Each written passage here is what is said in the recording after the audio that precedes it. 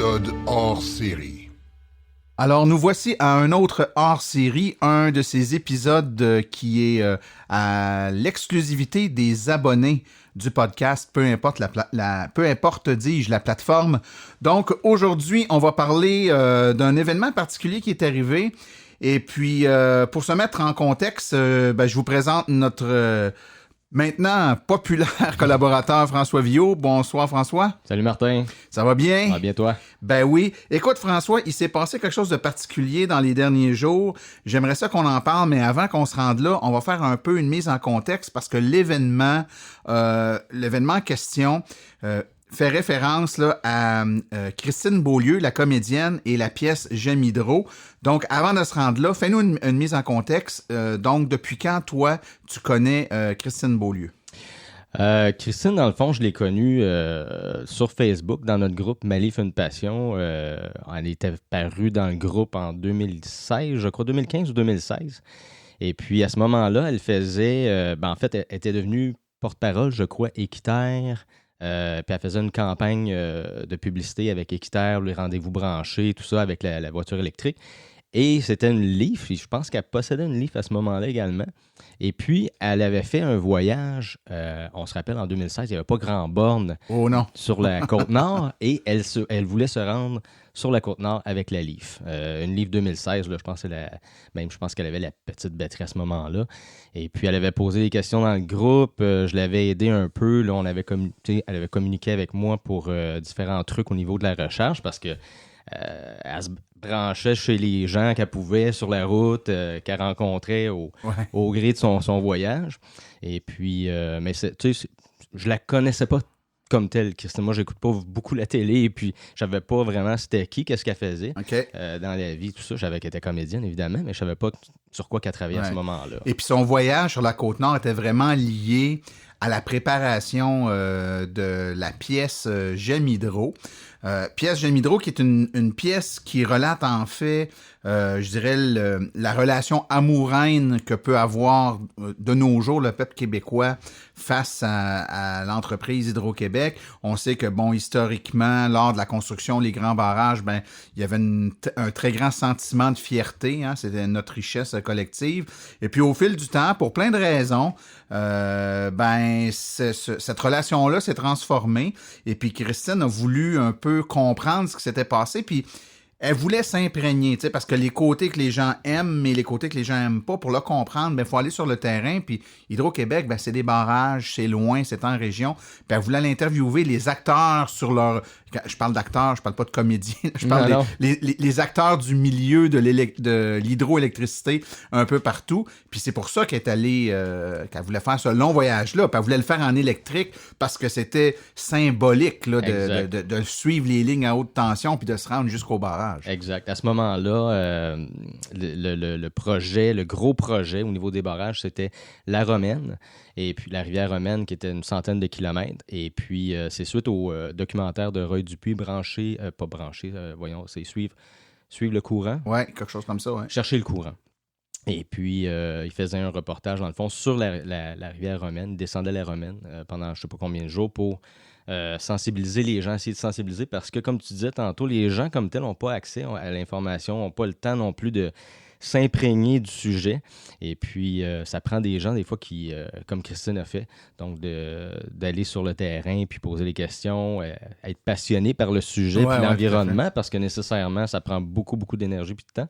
Alors, donc, c'est ça. Ce voyage-là faisait partie, à ce moment-là, que je ne savais pas, mais de ce projet, de cette œuvre-là. Sa documentation, parce qu'en fait, lors de la pièce de théâtre, il y a énormément de documents d'archives, autant visuels que sonores.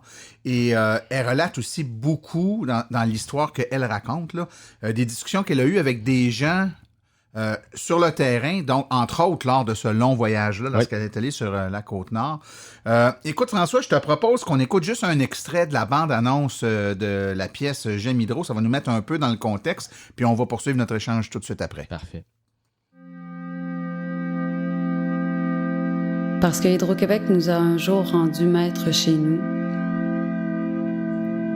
Parce que construire une relation amoureuse qui a de l'allure, ça prend du temps.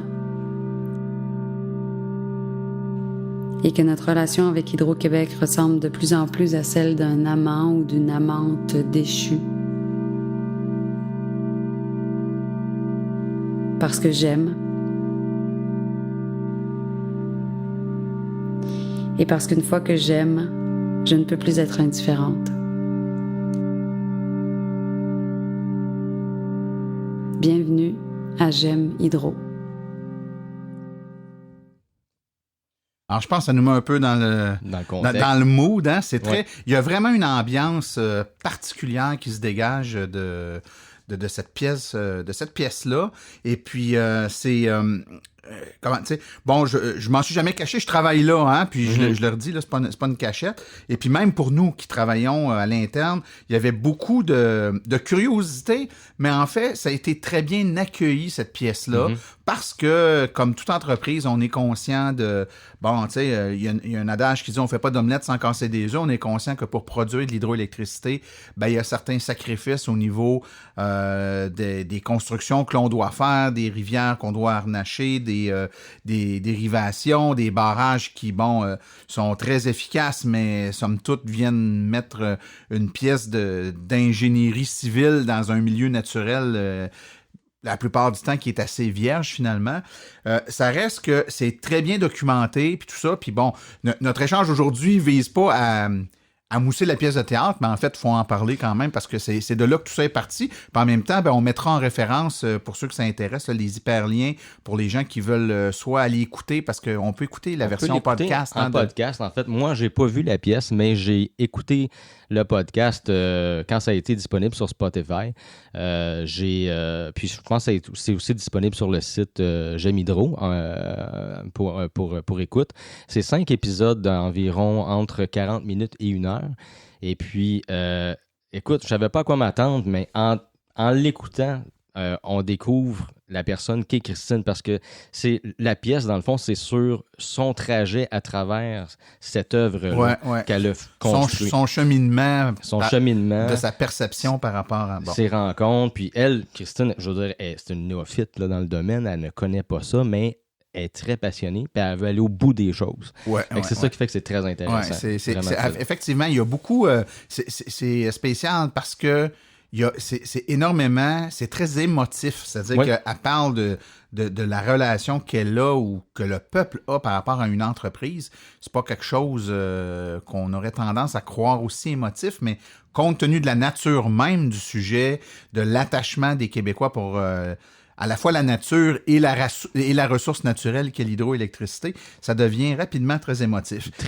Sujet très intéressant d'ailleurs pour tous les électromobilistes, parce qu'on est tellement sensibilisés à ça, mais on est très fiers de notre électricité propre.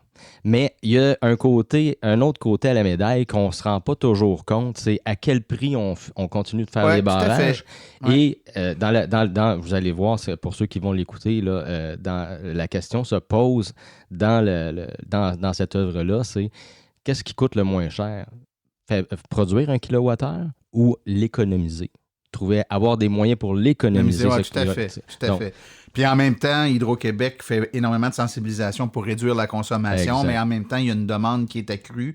Elle démystifie certains éléments techniques très bien, soit dit en passant.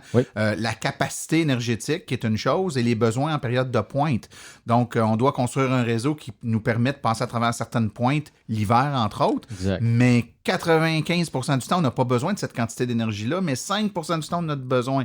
Donc, doit-on construire suffisamment d'énergie pour être capable de faire face à ces pointes-là, ou doit-on plutôt s'approvisionner autrement, ou doit-on changer nos habitudes de consommation pour ne pas faire face aux dites pointes? Donc, voire même, elle ouvre même vers les autres types d'énergie qui peuvent être, ou qui pourraient être exploités.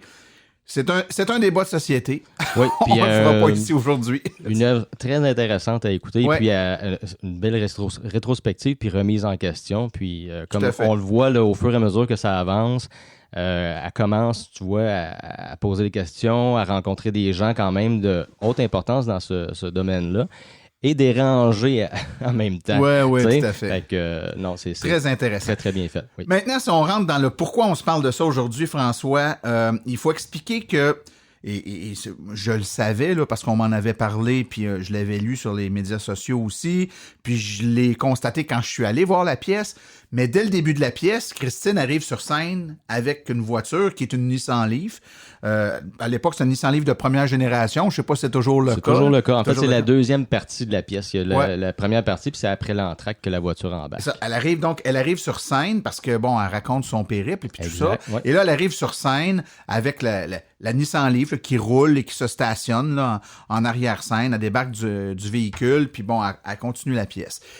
Et c'est là que l'histoire que je voulais parler aujourd'hui prend naissance. Donc, explique-nous ce qui s'est passé dans les derniers jours. Écoute, c'est jeudi soir, je suis assis au restaurant avec mon garçon, puis on parle, puis à un moment donné, bon, je viens pour regarder mon Facebook, comme je le fais plusieurs fois par jour, selon ma conjointe. Ouais, on puis, le fait tout un peu trop, c'est ça. Fait que je regarde, puis je m'en vais sur le groupe Malif une passion, et puis je vois un post de Christine. Christine qui a été quand même très active au niveau du groupe en 2016 lors de son voyage, mais après ça, bon, je la voyais surtout ailleurs que sur le groupe comme tel. Puis là, je vois un post, ça dit est-ce que c'est normal que je branche la voiture et il n'y a pas de lumière bleue qui allume sur le tableau de bord, le tableau de bord, ouais. sur le dessus, comme si ça ne chargeait pas. Qu'est-ce que ça veut dire? Là, j'ai fait comme, ça, c'est d'habitude, ça veut dire que ta batterie 12 volts est déchargée, puis ta voiture ne reconnaît même pas que tu la branches pour recharger. Elle dit, OK, mais qu'est-ce qu'il faut faire? Fait que, normalement, ça te prend un chargeur lent pour la batterie 12 volts, pour la recharger. Elle dit, ouais, OK, où est-ce qu'on trouve ça? D'habitude, tout Canadian Tire. Mais là, je dis, on s'échange dans les commentaires. Je dis, t'es où? T'as-tu besoin d'aide? Est-ce que t'es mal prise et tout ça? Puis, il y a un laps de temps, je ne réponds plus. Puis à un moment donné, d'un coup sec, elle répond, usine C, chaud dans 5 et besoin de voiture dans 2 heures. Et puis là, j'arrive plus à lui parler, à la rejoindre, quoi que ce soit. Fait que là, tu comprends que c'est l'auto qui sert au spectacle qui est j'ai fini là, par comprendre. Parce qu'au début, je comprenais pas. Et puis là, usine C, je savais même pas c'était quoi, c'était où. Fait que je commence à chercher ça. Puis je me rends compte, effectivement, là, j'allume. Elle est dans la pièce Gémidro. Elle vient d'entrer sur scène. Et là, je suis pas capable, j'ai aucune façon de savoir est-ce qu'elle a eu le temps de le dire à quelqu'un? Est-ce qu'elle a eu le temps d'expliquer? Est-ce que les gens savent quoi faire? Est-ce que... Et puis là, je me suis dit, OK, là, je suis le seul là qui pourrait peut-être aller faire quelque chose. Aider. Écoute, j'ai pas hésité. Je me suis senti interpellé. J'ai dit, je vais prendre mes choses, je vais aller voir. Et puis, tu sais... Fait que là, t'avais pas conclu une entente formelle. Attendez-moi, j'arrive, là. Pas en tout, non. Toi, tu constates qu'elle est prise, il y a son spectacle, elle est pognée là, puis tu dis... Advienne que pourra, j'y vais. C'est ça. Écoute, tu sais, il faut le dire, on va se le dire, sur le groupe Malif une passion, c'est pas rare qu'on va voir quelqu'un, il est en trouble en quelque part, soit un flat ou un même problème au niveau de la batterie 12 volts. Les gens se mobilisent pour aller aider. Il y a une entraide, il faut le dire, là, il y a une entraide remarquable dans ces groupes-là. Et là, je me suis dit, s'il faut que la voiture ne puisse pas embarquer, puis que je le savais, puis je suis pas allé, je vais m'en vouloir. Fait que là, je me suis dit, non, je vais embarquer, je vais y aller, puis on verra, advienne que pourra. Tant mieux s'ils auront réglé le problème, mais au moins, je serai allé voir, j'aurai la conscience tranquille. Fait que ce que j'ai fait, et puis là, je me suis dit, je vais arriver là-bas, puis je vais voir à qui je peux parler. Puis je suis arrivé à la réception, j'ai dit, écoutez, j'ai eu un message de Christine sur le groupe. Est-ce que je peux parler à la personne responsable de la voiture qui va embarquer sur la scène? Fait que le gars, il dit, t'es-tu Guillaume? Je dis, non, je suis François. Je pense qu'il attendait un Guillaume, il essayait de rejoindre Guillaume. Okay. Guillaume, j'ai su par la suite que c'était le propriétaire de la voiture qui prête sa voiture. Okay. Et il essayait de le rejoindre pour savoir quoi faire. Le Guillaume en question aurait probablement pas su plus quoi faire, alors à moins que ce soit un spécialiste. C'est ça. Moi, finalement, il m'amène, il dit, viens avec moi. Fait qu'on s'en va comme en arrière-scène, si tu veux. Et puis, un des responsables techniques était en train d'essayer de rejoindre ce Guillaume-là. Et il finit par le rejoindre. Et puis, il y avait eu le temps, ce gars-là, d'aller chercher le même chargeur là chez Canadian Tire pendant que moi, je m'étais enfui. OK. Toi, tu l'avais avec toi dans ton auto déjà? Oui, je l'avais amené. Fait que j'avais tout ce que... j'avais amené une rallonge, une coupe de rallonge, en fait, le chargeur. Je me suis dit, parce que je sais pas où la voiture, là. Es-tu sur scène? Es-tu dans un garage? J'avais aucune idée. Fait que j'ai amené ce qu'il fallait. Et puis finalement, le gars avait eu le temps d'aller chercher, mais il savait pas quoi faire avec ça. Il comprenait pas ce qui se passait. Fait que finalement, le gars, Guillaume, le propriétaire de la voiture, il dit, ben écoute, oui, c'est un chargeur lent, faut que tu fasses ci, tu fasses ça. Puis là, je dis, Guillaume, je dis, François Viau, groupe Mali fait une passion, je sais pas si tu connais. Oui, je te connais, l'administrateur de... Bon, je dis, j'en ai un pareil comme toi, un chargeur. Fait que je dis, on va aller s'occuper de ça. Bon, il dit, parfait. Là, le gars, il avait l'air comme vraiment... Rassuré. Il y a quelqu'un qui connaît ça, qui s'en occupe. Ouais, exactement. Fait que là, il me dit, écoute, là, il dit, Christine est en train de faire le show. Il y a un rideau derrière elle. La voiture est droite en arrière du rideau. Fait que là, il ne faut pas faire de bruit, il ne faut pas faire de lumière. Fait que quand on va allumer la voiture, il ne faut pas que les phares allument parce que les gens vont le voir. Et là, le niveau de stress, mon gars, là, je voulais pas qu'il arrive à rien. Tu sais, j'ai jamais comme tel reboosté une voiture pour qu'elle reparte. Fait que je sais pas que ça allait donner. Là, le système va-tu partir ou quoi que ce soit. J'avais quoi faire, mais je l'avais jamais fait là, pour voir que ça donnait. Fait que on s'en va en arrière, avec nos lumières de cellulaire, on finit par trouver où brancher ça et tout ça. Puis ça n'a pas été long, là. Je veux dire, la lumière en dedans de la voiture s'est allumée, le contact s'est fait. J'ai dit, OK, branche la voiture, là, elle va reconnaître qu'elle charge. Et puis laisse le chargeur embarquer. On va partir la voiture juste pour être sûr que ça part. Fait que, pour ceux qui connaissent ça, j'avais mis le frein à main pour m'assurer qu'en allumant la voiture, les lumières, les phares n'allument pas. Ouais. Ce qui a bien fonctionné. Là, j'ai dit, c'est un élément important. Je ne suis pas sûr qu'il y a grand monde qui sont au courant de ça. Hein? Ceux qui sont allés au cinéparc, d'habitude, le savent. Est-ce que tu veux justement allumer la voiture sans que les phares allument? Mais bref, on laisse la voiture un peu fonctionner dans le fond pendant que la recharge se fait. La voiture, une fois allumée, elle recharge en même temps. La 400 volts recharge la 12 volts. Donc, je laisse ça comme ça. Et puis, on va... Tu sais, la voiture en a encore pour 1 heure avant d'embarquer sur la scène. Ouais. La 12 volts va être en masse correcte. Puis pendant qu'on parle bien pas fort, le système de son part dans la voiture, dans le fond. Et je dis, mais là, c'est quoi ça? Moi, je sais pas si c'est la scène. Ouais, qui part. Et là, le gars, il me fait signe, non, c'est la voiture. Et là, j'arrive, je baisse le son dans la voiture. Ouais. Là, on entend Christine, l'autre bar, qui dit, coudon, elle dit, y a-tu un party dans la place? Puis on n'a pas été invité, puis là, le monde partarait. Puis là, ça a comme bien passé, tu sais. Fait que, tout ça pour dire, finalement, on ressort de là. Le gars, il me remercie, il dit, hey, merci. Je donne un petit cours, si on veut, sur pourquoi c'est arrivé, puis faire attention. Dans les salons de l'auto, c'est un peu le même problème parce que les gens jouent avec les accessoires. Puis vu que c'est pas c'est pas une batterie qui est aussi grosse que sur un véhicule standard. Tu sais, la batterie 12 volts sur un véhicule électrique. Elle se décharge beaucoup plus vite, bien entendu. Elle se décharge plus vite. Ouais.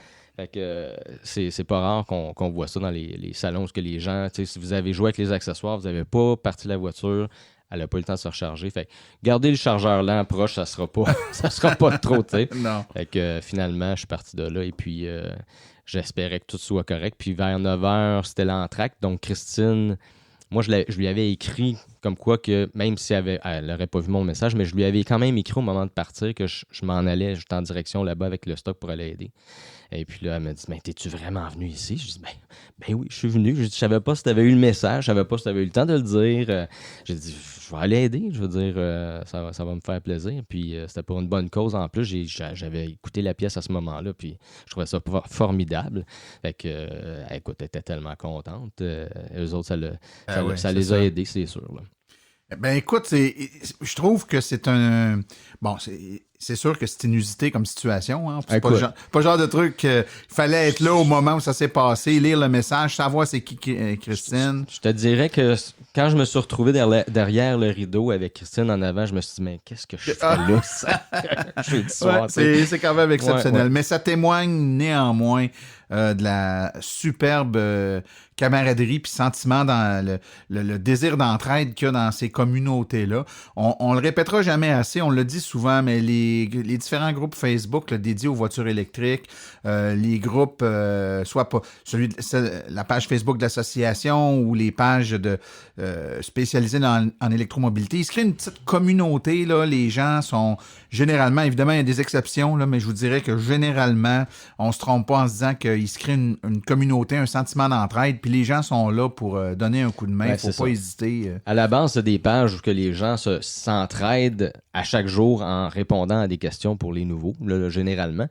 Puis l'autre niveau à ça, c'est comme tu dis, quand il y a quelqu'un qui est dans le trouble vraiment, puis qu'il y a quelqu'un qui peut aller dépanner, c'est pas rare qu'il y en a qui se proposent, là, je veux dire, spontanément, là, comme ça. Tout là. à fait, tout à ouais. fait. On a vu ça souvent, des gens qui sont partis à l'aider des gens, prennent une borne de recharge ou incapables de redémarrer leur voiture ou, ne sachant plus trop quoi faire. Puis des fois, c'est des gens qui sont pas toujours des cas critiques comme des pièces de théâtre, mais quand tu es avec des enfants dans l'auto, pris en quelque part le soir, puis tu sais pas trop quoi faire, c'est pas que ça arrive très fréquemment, mais les fois où c'est arrivé, d'avoir quelqu'un qui dit, bougez pas, j'arrive, là, ça fait toute la différence du monde. Exact. Écoute, François, merci beaucoup pour ton partage aujourd'hui. Je pense que ça va avoir fait un hors-série à la fois super intéressant et inédit.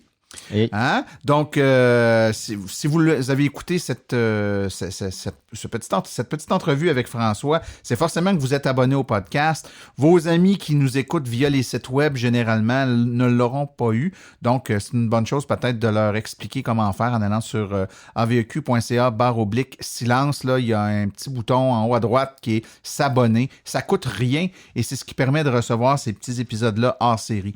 Donc, François... Il va y avoir un lien, je pense, aussi pour le podcast de J'aime Hydro. Oui, je vais mettre des liens pour... donc, quand vous allez recevoir le podcast là, sur votre téléphone, dans vous avez sans doute remarqué, peut-être qu'il y en a qui ne l'ont pas remarqué, c'est bon de le dire, là. Quand vous regardez l'épisode, là, vous recevez l'épisode sur votre appareil puis que vous allez l'écouter dans l'écran de votre podcatcher, que ce soit, je sais pas moi, balado sur les appareils Apple ou comment ça s'appelle sur Android, François, tu connais ça plus que moi. Là, je suis sur Spotify. Spotify ou peu importe. Donc, le logiciel que vous écoutez sur l'apps que vous utilisez sur votre téléphone ou votre tablette pour écouter le balado, vous pouvez voir les commentaires ou voir de l'information sur l'épisode que vous écoutez. Je mets toujours là un résumé de l'épisode, donc en texte, les thèmes qui sont traités, mais il y a également toujours les hyperliens qui sont en référence avec les thèmes qui ont été traités. Donc, si on a parlé d'un site, comme là, on a parlé du balado de Christine, évidemment, le balado J'aime Hydro, on va mettre les liens qui vont vous permettre d'aller directement écouter les épisodes si ça vous intéresse. Super. Alors, François, merci beaucoup. Merci, on se reparle bientôt. À la prochaine. Ciao tout le monde. Salut. Bye.